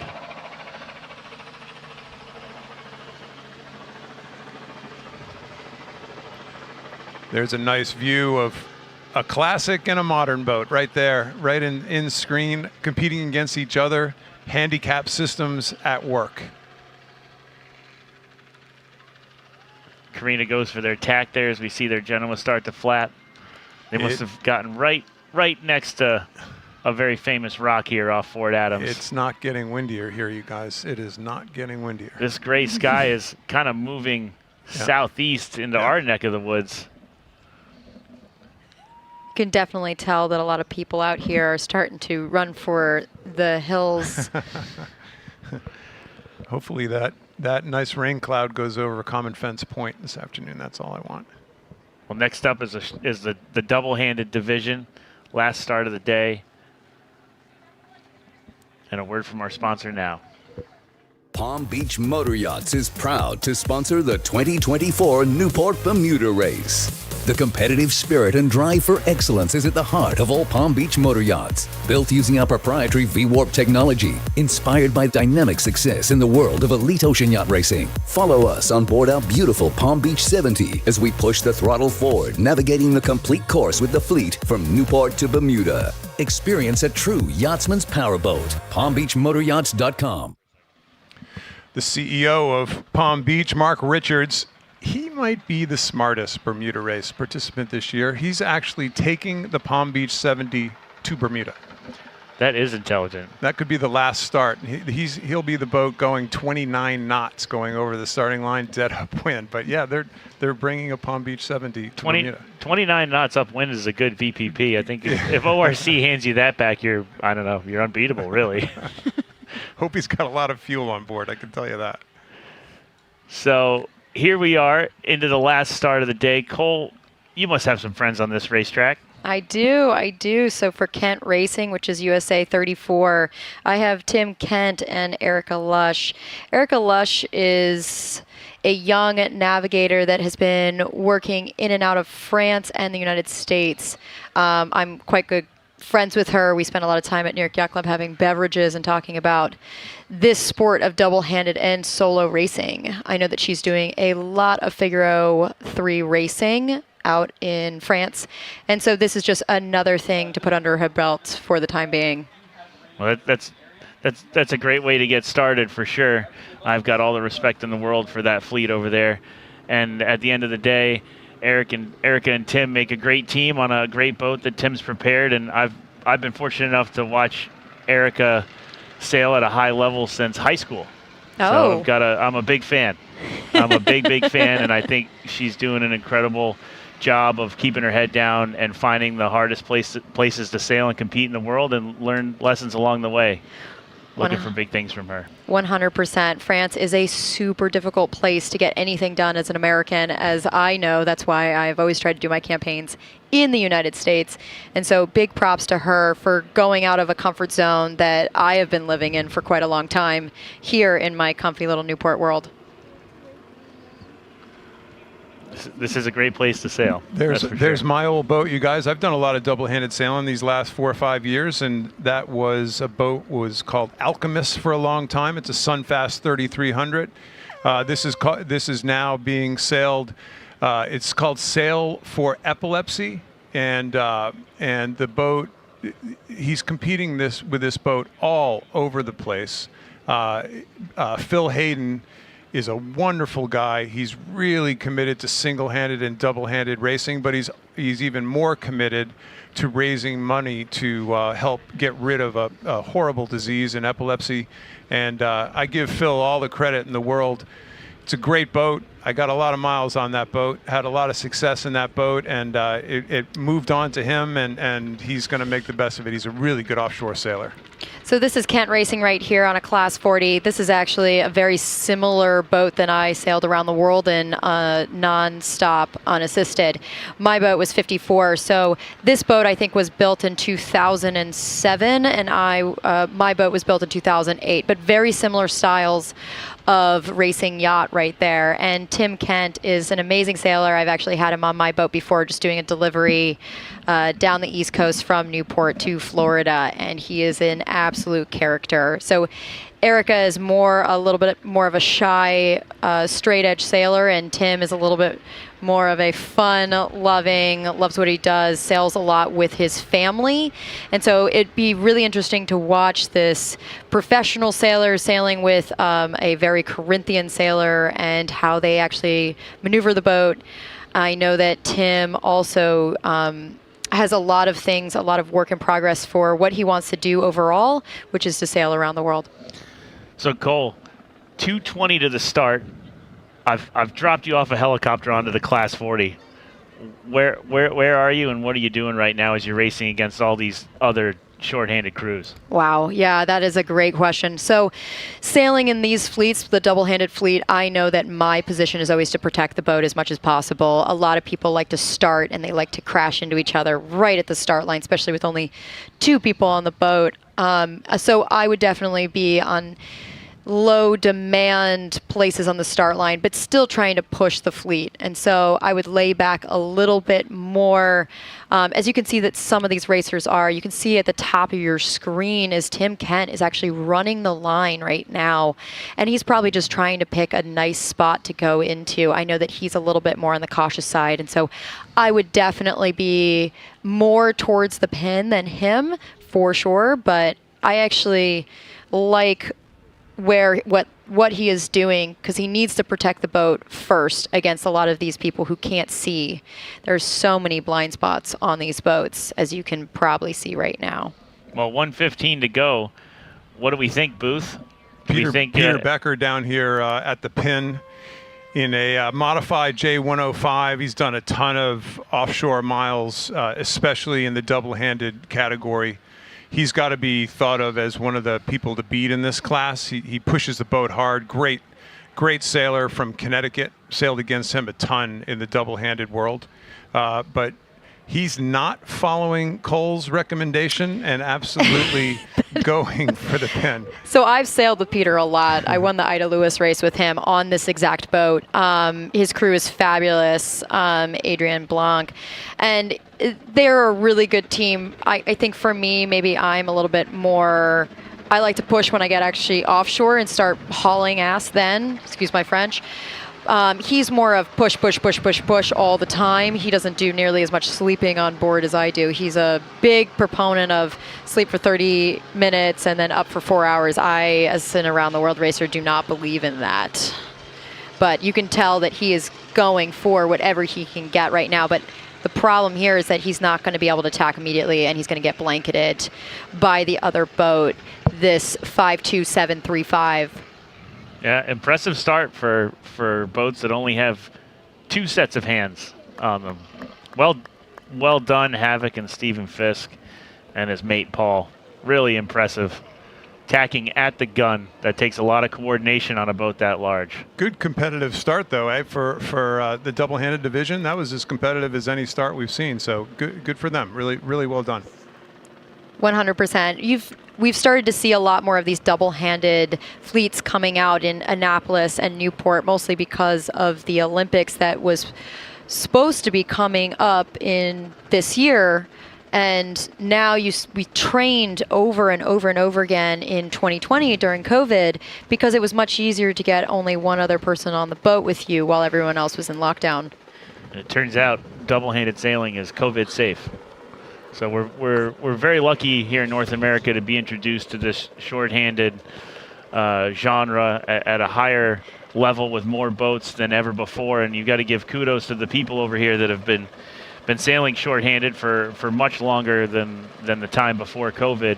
Mm-hmm. And it's really inspirational. It makes you want to get out there on any manner of boat and tackle the ocean with just one other person. It's a different experience. 100%. I'm a big proponent of double-handed and solo sailing.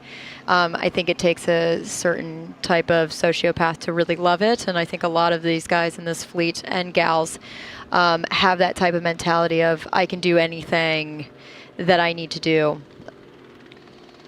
So we do have one more start to go, and that is the boat I talked about a minute ago, Mark Richards on a Palm Beach 7D power boat. Sorry, I can't say this with a straight face. Well, it's the best start. It's the best start. I sailed against Mark Richards when we brought Comanche down to Sydney and did the Sydney Hobart. He's been the skipper of Wild Oats, one of the most famous 100-footers in the world for as long as I can remember. Well, he's figured out how to get from point A to point B a little bit more efficiently, and that is in the luxury of a Palm Beach 70. And I think they're actually going to give him a start.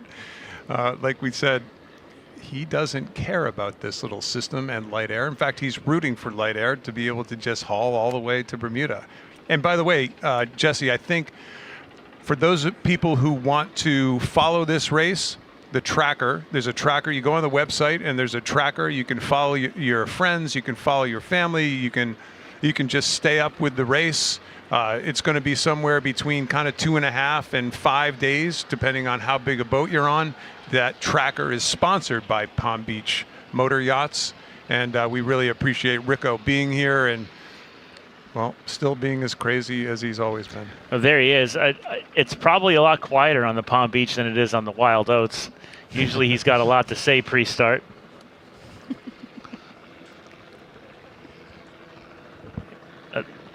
There he is, Rico, winding up. I think there's a police boat following him already, trying to keep him off the track. But little do they know is he's actually not only a sponsor, but actually starting. I wonder what the ORR rating is on that thing. Here he goes. Wheel comes away. That is the most efficient start we've seen today. Dead upwind. Dead upwind. I think the big fella would have been impressed with that one. Usually he's a little underwhelming, but that was solid. Mark Richards' best start. He usually starts at the pin. He's like notorious. It's notorious in Australia. You don't try to get the pin because no matter the windward end could be favored by 1,000 degrees, and he's starting at the pin. That's his spot. That's his spot. Yeah. That's his MO. He's a lefty go left. Well, that one was at the boat end.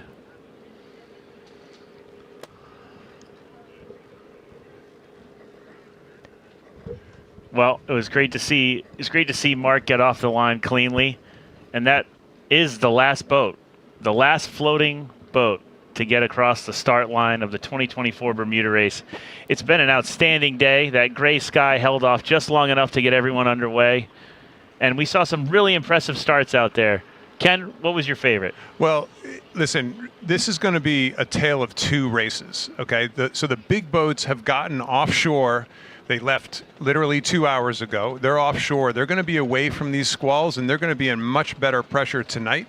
So you can see as we go out the bay right now, these boats are sailing in really light air. So the little boats are going to get behind early, and that's just a reality of the weather and ocean racing and kind of the luck of the draw. But the big boats apparently are going to be sailing into lighter air as they approach the Bermuda High and head towards Bermuda. And that's going to give these little boats that with a filling southwesterly gradient from behind a chance to catch back up again. So it could be the tale of two races. I really like the aggressive starting approach of some of these boats today because you just had to try to get out of here as quick as possible, maybe put on a little more, take a few more chances than you normally would in a 600-mile race, but just get offshore as quick as possible. It's kind of living up to the reputation of what the weather forecasters said. Super light air right now, not a little boat race right now, but as we keep going through the next couple days, every dog has their day, and the little boats should have the opportunity to be able to catch up. Well, as we learned in the age-old story of David and Goliath, it really wasn't David's race until the end. There you go. So, tortoise in the hare. Tortoise in the hare. We got to pick a good pebble and throw it at the big dogs out in front. Cole, your favorite part of today so far? I mean, I'm of course going to favor the double-handed fleet and just seeing all my friends out there. And of course, I got a chance to be out on the water on a boat for a second watching the first two starts, which was beautiful. This squally, thundery area hadn't come over yet. We had a beautiful, beautiful start of the day. Gorgeous, gorgeous start here out of Fort Adams on Narragansett Bay. And absolutely iconic amphitheater. And one start after the next, one crew after the next. You saw a bit of some dips, some ducks, some dodging, maybe some diving. Only one boat over early all day long. Only one boat over early all day long. So big tip of the hat to the entire fleet as we close this day with some gorgeous shots of sailing at its finest. We're going to thank the weather gods and the state of Rhode Island and Narragansett Bay. And it's been a real pleasure sitting here with you guys, watching some incredible sailing. Well, thank you to the CCA for bringing this start in here, and let's make this a Bermuda Race annual. I know the state of Rhode Island and all of us have loved watching it from here, and it's been so wonderful to see this crowd come out to Fort Adams and check it out in person. Big thank you to Ørsted and all of the race partners that allowed us to sit here and allowed all of us to be out here and enjoy this incredible day. 100%. This place is a beautiful place. We might as well enjoy it versus just sending everyone offshore as if it's not a big deal, because there are so many. There's 1,000 sailors that are sailing in this race right now, and that is 1,000 people that we know and care about, and we want to make sure that the rest of the community can see their strengths and what they're doing out here. It's been a great showcase. Thanks for being here. Nice job, Jesse. Cole, it's a pleasure to have you back, and congratulations again on your feat. We're all very proud of you. Thank you. Thanks for having me. Glad to be home. Thanks, Kenny. Thanks, Cole. Go Celtics.